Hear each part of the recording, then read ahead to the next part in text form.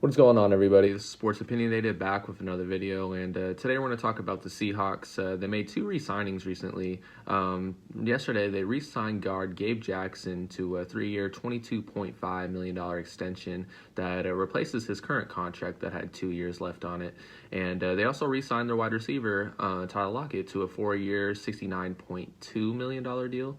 So I'm going to break down both of these deals, whether I like them, whether I dislike them, what they mean, and also I'm going to kind of go over something I think the Seahawks are doing with these deals to kind of be strategic, and just some of the way they're using the cap and some of the cap implications of these moves. So we're going to get into it. If you could just do me a favor, like this video, and if you want to see more NFL content like this, just subscribe. I post all the time.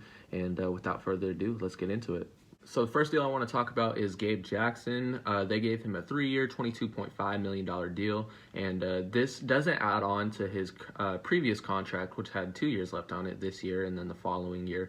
But this is a completely new deal. It's technically a restructure, and I really like this move because it's only about $7.5 million per year, and frankly, that's a real bargain for a good player like Gabe Jackson. I don't think he's elite. I don't know if he's a top 10 guard, but he's a really good player, and I think the Seahawks, they know from firsthand experience that, getting a really solid offensive lineman and keeping him, is very difficult in the NFL. They're not easily replaced, like other positions like running backs. But when you can get a really solid starting offensive lineman, and he's not a tackle, so it's not as premium. But when you have a really good offensive lineman, you do what you can to keep them because they're not easily replaced.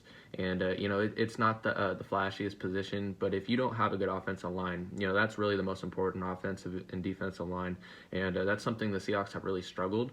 And even though Russell Wilson and the receiving corps have been great, the offensive line has struggled and the defensive line has struggled, and I really don't think you can win. You can win it all when both sides of the lines just aren't that good. So they made a really good move here. Very, very cheap, honestly. I'm surprised that it wasn't a lot more, but this is a really good deal. It's going to keep him around for 3 more years, and he is 29. He's getting older, but I don't think that should be a problem. I think he should be able to play out this contract and finish it and play really good.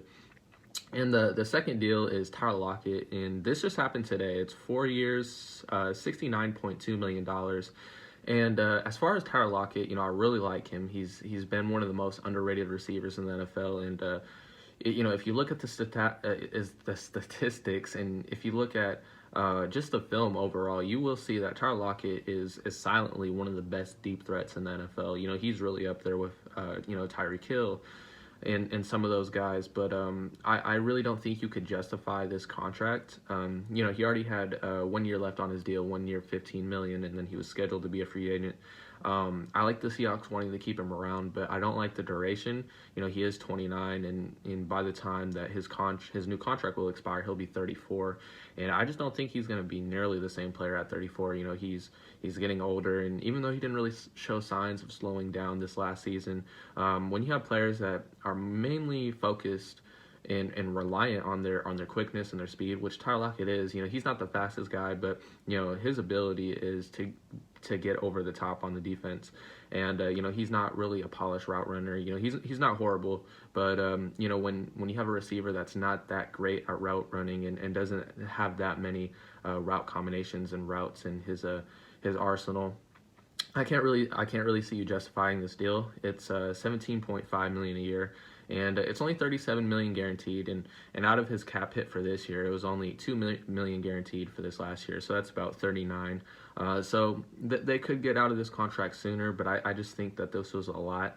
He almost got Kenny Galladay like money, and even though Tyler Lockett, he's been more proven, he's been more consistent.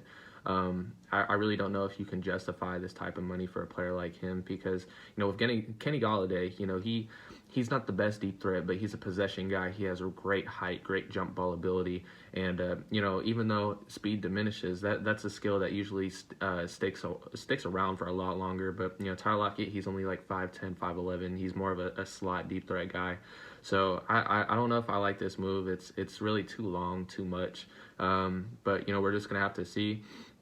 But both of these moves, they really signal how Russell Wilson really made his opinion known, and it really shows that the Seahawks, I think they really are committed to Russell Wilson, and a lot of people still say, oh, well, he could still get traded to the Bears, but I really don't see that. I think the Seahawks were unhappy with the way Wilson handled the situation, but I really think that they're looking to put it past them, and they really want to build around Russell Wilson. They signed a really good tight end in Everett from the Rams, and they traded for offensive linemen, and they re-signed Chris Carson, and they got defensive linemen, and I really think they're making these moves to surround Russell Wilson and put him in the best position. I think it shouldn't have come to this. They should have built around him in the first place. But ever since Russell Wilson spoke out, they listened to him and they heard him.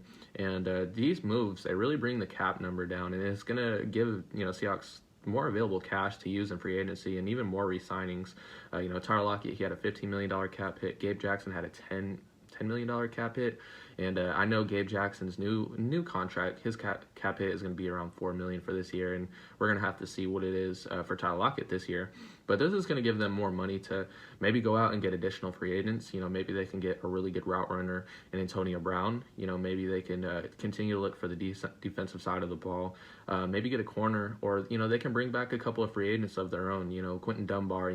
They lost Shaquille Griffin, so they're really going to need someone to step in and replace him. And he missed a lot of time with injury, but he was really good for the Washington football team. A couple years ago, and maybe even bring back KJ Wright.